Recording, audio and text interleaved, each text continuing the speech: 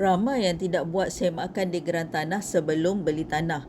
Ini satu kesilapan yang besar tau. Kenapa? Assalamualaikum. Bukan saja lihat salinan geran tanah, tapi perlu juga buat carian terkini di pejabat tanah untuk pastikan geran adalah yang terkini, di mana penjual adalah pemilik tanah yang sah yang namanya ada ditulis dalam geran.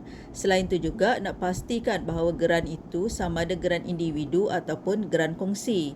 Juga nak pastikan tanah yang nak beli itu ada geran. Kalau tak, anda beli tanah tanpa geran, juga disebut tanah lot lidi.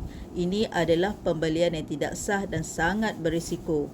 Mungkin juga tanah itu ada di-caveat oleh orang yang ada kepentingan pada tanah tersebut.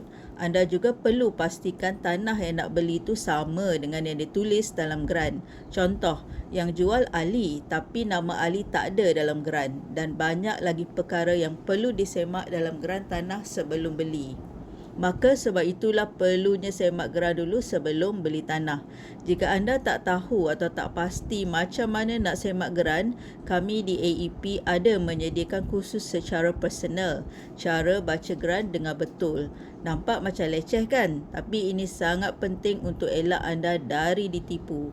Jika ada sebarang kemusykilan dalam urusan tanah, bolehlah WhatsApp kami di A Legacy Empire Properties. Kami adalah konsultan tanah anda.